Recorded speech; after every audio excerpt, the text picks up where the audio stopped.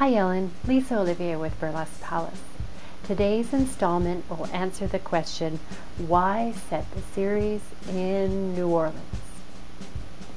When I first started working on the series, someone asked me, where is it set? New Orleans, I blurted out without even thinking. I didn't know much about the city, but as I started doing my research, I discovered that New Orleans was the perfect place for Burlesque Palace.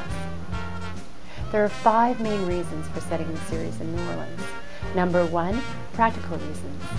Louisiana offers production-friendly infrastructures and tax incentives. These are important details, but slightly dull, so let's move on. Number 2, history. New Orleans has an amazing history of legendary burlesque and a thriving neo-burlesque community. These factors feed the series and make it alive with drag, burlesque, and brothels. Number 3, theme. Let me first set the scene for you. New Orleans, a city that every year subsides deeper into the sea. If you have to bury someone in New Orleans, you pile bricks on top of the soil to keep the body from resurfacing. If you're a kid in New Orleans, after a big storm, you can sneak down to the cemetery and if you're lucky, find a human bone. Burlesque Palace is about surfacing secrets and the forces that demand they stay buried. So New Orleans is the perfect setting for this series. Number 4, geology. Now this might seem a little boring, but stay with me.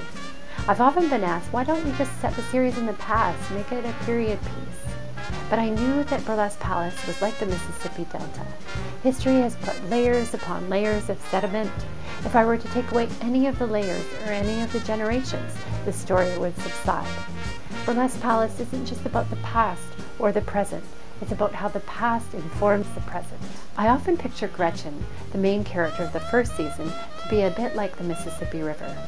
When New Orleans was first settled, the Mississippi was both a godsend and a curse. If a river is allowed to naturally take its course, over the years it deposits sediment, which forces the river to take a new course. But because New Orleans depended on the river, it levied it for protection, but also to keep it on track. Likewise, Gretchen was wild in her past, so wild that a man died because of her. She has chosen to levy her life with a safe job, sobriety, and her attempt at celibacy. She learns that you can't levy a life and truly live to tell the tale. Number 5. This may be the most important reason to set a series in New Orleans. It's unique.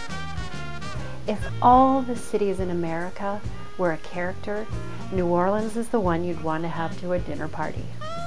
I was lucky enough to take 2 research trips down to the city, and I was taken in by locals who kept me away from Bourbon Street and allowed me to catch a glimpse into this truly impossibly possible magical city. But more on that tomorrow. Bye for now.